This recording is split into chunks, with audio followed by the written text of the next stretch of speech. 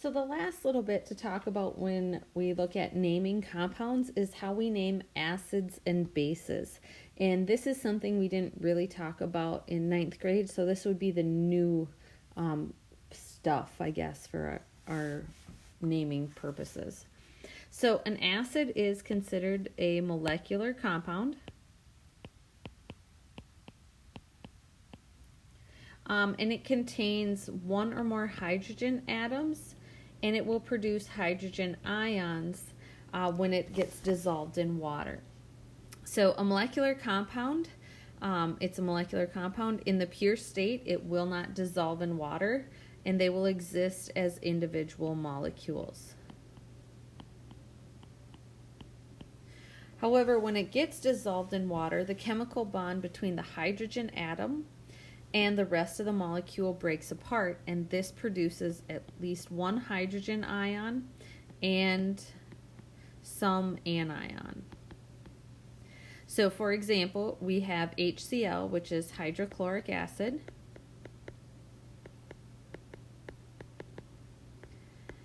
And when it's put in water, it breaks down into the hydrogen ion and the anion for chlorine. This breaking down is called dissociation. So when HCl dissociates, it breaks down into the hydrogen ion and the chlorine anion. So we have a binary acid, just like we had binary molecular compounds and binary ionic compounds.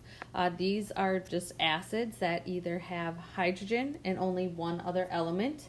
So that way there's only two elements in it, just like before. And it will usually contain a halogen. So just like we had HCl in the previous example, we have our hydrogen, and then typically the halogen, and chlorine is in the halogen family. We can have an oxoacid, and this is an acid that consists of hydrogen, oxygen, and then a third element. That third element is usually a non-metal. So an example of that would be our sulfuric acid, H2SO4. We have our hydrogen, we have oxygen, and then we also have our non-metal.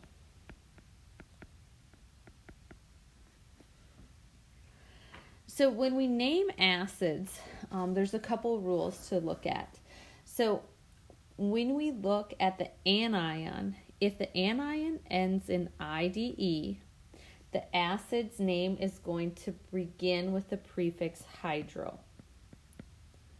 So for example, when we had HCl, we know that chlorine becomes chloride. So our anion has that IDE ending. So we have to add the prefix hydro to that name. Hydrochloric acid. When the anion ends in 8, the name of the acid is the root of the anion followed by the suffix ic acid. So our H2SO4, SO4 is sulfate, so it ends in ATE, so it becomes sulfuric. See how we get that suffix IC, and then we add acid. We don't have a prefix out front, and that's just part of that rule. And then the last one, when the anion ends in ite, the name of the acid is the root of the anion followed by the suffix OUS. So HNO2, NO2 is nitrite.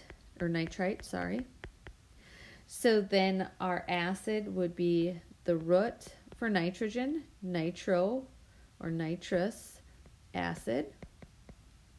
And we have that suffix OUS. So if we look here, what is the name of an acid that contains chlorine? And so chlorine actually becomes chloride because it's an anion. So with our rule number 1, we have hydrochloric acid. I believe these are the same examples that we just did on the previous page. Hydrochloric acid. Sulfate was H2SO4 from the previous page. And since it ends in 8 will change to ic, sulfuric acid. And lastly, this same example, nitrite, ITE, will change to OUS. So we will have nitrous acid for HNO2. Okay. So then when we write the chemical formulas for an acid, we actually do it in the exact same way as we do it for an ionic compound.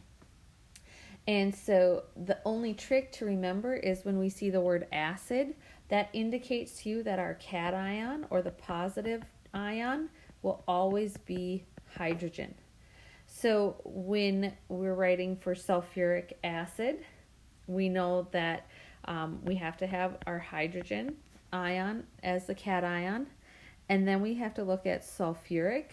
And when you look at that, you have to make sure you look at this suffix so you can figure out what it was originally. So sulfuric, ic, changes from 8, so sulfate, and that's where you can use your polyatomic sheet to find sulfate on it, which is SO4, and it's got a 2- charge. And then you remember you have to balance out those charges to equal 0. So you do your diagonals. So we need a 2 and then a 1 over here, but we don't actually write that 1. So then we have H2SO4 is for sulfuric acid. So then lastly, the opposite of an acid is a base. A base is an ionic compound that produces hydroxide ions. So hydroxide is OH minus when it is dissolved in water. Inorganic bases are named the same way as other ionic compounds. So there's no differences here. So we can look at this and say, all right, that's sodium and OH is hydroxide. And we are done. Same with calcium and hydroxide. And lastly, we have ammonium and hydroxide. So the tricky part about the acids and bases is remembering what each suffix changes for the acid name. Otherwise, it's almost exactly the same as naming ionic compounds.